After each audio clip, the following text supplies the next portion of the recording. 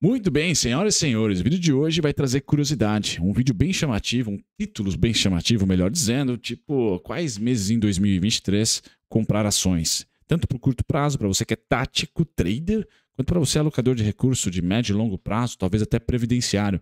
Vou tentar colocar para vocês um pouquinho de cada um, porque eu sou assim, tem a carteira de alocação de curto prazo, tem a carteira de alocação de curto prazo, médio, longo e previdenciária, por que não? As palavras em inglês você vai desde um day trade até um holder, tá? Passando aí por swing trade, position trade, todas aquelas coisas bonitinhas.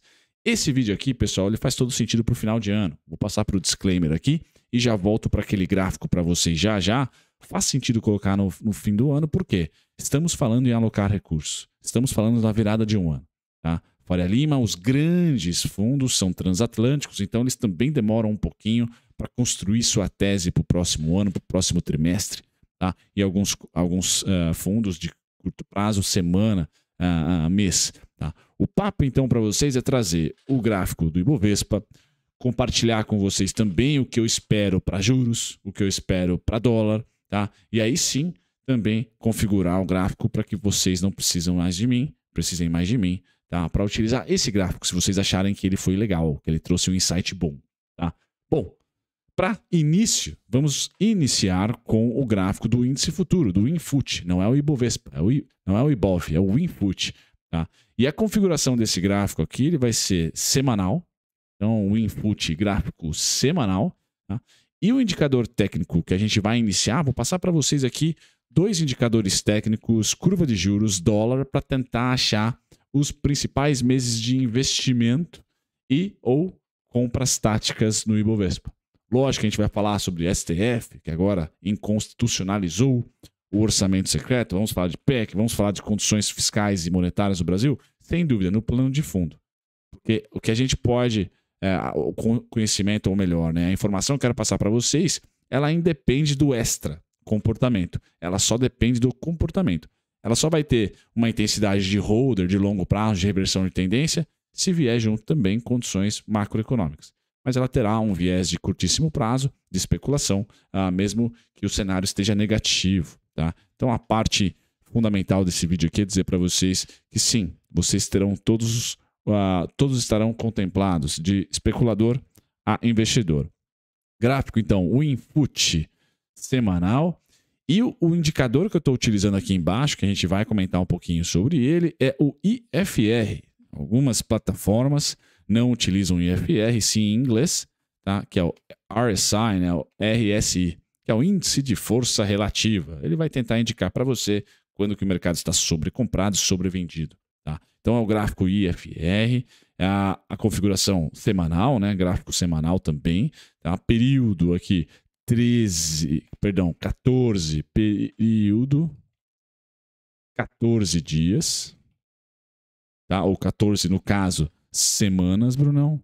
Então, 14 semanas seria aqui o mais específico.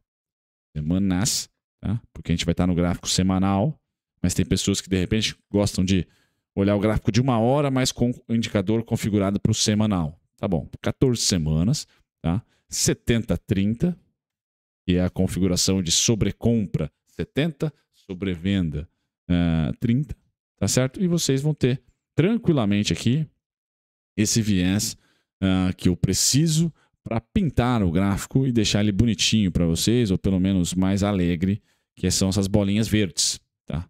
A gente vai utilizar para pintar essas bolinhas o IFR. Tá? E aí o insight que eu quero trazer para vocês dos melhores meses, ou quais meses especular ou investir em ações em 2023. Simplesmente por um indicador na base semanal que vocês podem configurar na sua plataforma. Eu utilizo o TradingView, na versão gratuita vocês podem utilizar, tem essa funcionalidade. Vou deixar o link para vocês na descrição. O TradingView é parceiraço aqui do canal, gosto muito dessa plataforma, é fácil de se desenhar as coisitas. E aí, para achar este indicador, pessoal, também é mole. Tá? Você abre o seu gráfico, certo? Abre o seu gráfico do Ibovespa ou qualquer outro ativo, tá? E vá aqui na parte superior do gráfico e clique em indicadores.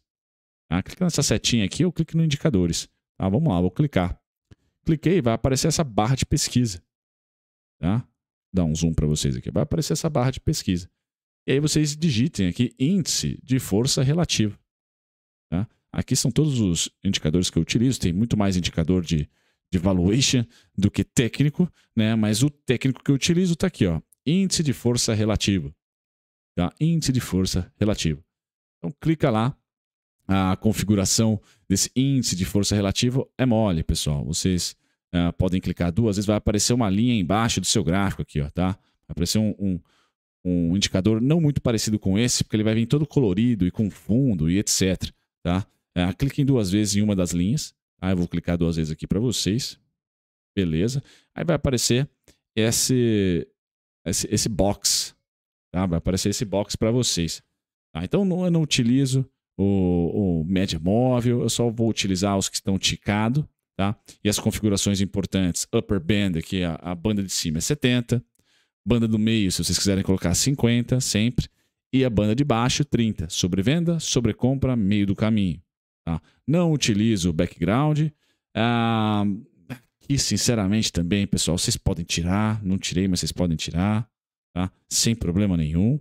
Tá? Então, essa acaba sendo a configuração final. Cores, tonalidades, espessamento. Aí vocês configurem aqui a parte mais artística. Tá? Mas é dessa maneira, precisão padrão, dessa maneira que eu configurei o meu. Tá? Dessa maneira que eu configurei o meu. Tá? E agora, nos valores, na aba aqui, valores e não de estilo, valores, tá? Você pode pôr aqui semanal, tá? Ou o gráfico que você está usando. Tá? Então, como eu estou usando o gráfico semanal, é o próprio semanal. Vocês podem aqui, na versão gratuita, não sei se tem essa funcionalidade, mas vocês podem escolher também qual tipo de intervalo de tempo. Agora, o que é importante está aqui, ó. Período IFR 14, fonte e fechamento. Tá? Eu não uso aqui Moving Average, mas se você quisesse utilizar, eu utilizaria essa aqui. Ó. Tá? Bandas de Bollinger também, dois desvios padrões. Tá? E a média móvel de 14. Tá? 14 semanas é o que eu quero trazer para vocês. 70-30, esse é o mais importante. Desenhando isso no seu gráfico, vocês chegam a esse indicador aqui de baixo. Tá? Aí eu pintei ele um pouquinho mais forte para ficar bem ilustrado para vocês. E para responder o título do vídeo, provavelmente que eu vou colocar quais meses investir em ações do Ibovespa em 2023. Está aqui, ó. Tá? A gente vai ter especificamente de 2009, ou seja, pós-crise sistêmica de 2008, nós temos aqui especificamente o IFR, sendo um indicador nem antecedente e nem atrasado. Um indicador específico ali, não atrás da curva. Tá, bem na hora, bem no mês, que a gente tem que olhar mais para compras do que venda. Quando e se ele estiver indicando sobrevenda. Tá? Entre 35, 30 ou menos. Tá? Ou entre 40 a menos, eu já olharia para esse indicador. E neste ano de 2022, pasme, pessoal, mesma coisa. Tá? Então, entre 40 ou menos, o IFR, boom, é um momento, vamos lá, traçar aqui 2022, o que aconteceu? Tá? Quando o IFR esteve sobrevendido. Tá aqui, ó, 2022, pessoal. Vai ser uma baita de uma brigaiada nesse momento. A mídia, os jornais vão estar falando, mídia financeira, né? Vai estar falando que está tudo ruim, péssimo, vai ser PEC. Nesse caso aqui foi as duas PECs, inclusive, precatório e da boldagem, da eleitoral. E agora nós estamos na terceira PEC, tá? E o IFR ainda não chegou no sobrevenda. Tá? O que vai contra a minha tese de fim de ano, que eu acho que nós vamos para cima. Tá? Nós vamos para os 123.500 antes de cair novamente. Tá? O IFR está me dizendo, não, Bruno. Vamos primeiro para os 93, para os 91. Vamos ficar sobrevendidos para depois subir. Faz sentido. Aqui é um indicador que está indo contra o meu cenário base, que é de um rally pós-PEC. Certo? Mas para 2023, como eu tenho o contexto em mãos, e esse contexto é vamos lá, o que é mais importante antes de vocês desenharem qualquer gráfico, que é de arrefecimento do crescimento, não só aqui, mas no mundo, que é de taxa de juros no mundo. Tá? Então aqui vou colocar crescimento, tá? O arrefecimento do crescimento. Taxa de juros no mundo, se não subir, vai estar pelo menos estável. Tá? Então vamos colocar pelo menos estável em alta. Alta não, né? Real. Vamos ter taxa de juros reais no mundo. Tá? E aqui também. Aqui é a maior do mundo. Então, taxa de juros ou em alta nos países desenvolvidos ou estabilizada num patamar real para bater na inflação. A inflação, essa sim, tá? Vai ser a única setinha aqui para baixo ou estável. Para baixo ou estável. Deixa eu utilizar a outra. Para baixo ou estável em relação ao fechamento de 2022, né? Todas essas condições. Então, crescimento 1. Se eu estou falando que o crescimento vai cair. Por quê? Política monetária e fiscal do mundo não está mais olhando para crescimento, está olhando para inflação, para combater a inflação. Então, crescimento cai. Aqui, juros sobe ou se mantém. Inflação cai ou se mantém. Então, aqui é a inflação. Inflação cai ou se mantém. E aí, commodities, como resposta, tá, de um crescimento menor, commodities eu também posso pôr aqui em preto. Né? Commodities cai ou se mantém. Não todas, né? Commodities é um bicho um pouco mais diferente, tá? Mas commodities deve se manter até assim, ó, estável. Quem caiu sobe, quem subiu desce. Então, quem caiu, por exemplo, de minério, pode subir, já está subindo, né? Depois estabiliza, não vai romper máxima de 2020, 2021. E petróleo, que só subiu, agora cai. Então, a gente vai ter em commodities uma brigando com a outra até que todas lateralizem, tá? Estabeleçam ali um patamar de lateralização, muito parecido com 2011, 12. Tá? Olhem os gráficos de petróleo, minério de ferro, grãos. Tá? Então, essas são as condições. Aqui eu vou colocar Tzinho. Essas são as condições macro, pessoal. São tão importantes quanto a comportamental. Elas que moldam o comportamento. Então, o gráfico é sempre consequência. O gráfico não faz preço. O que faz preço é aqui em cima. As causas, né?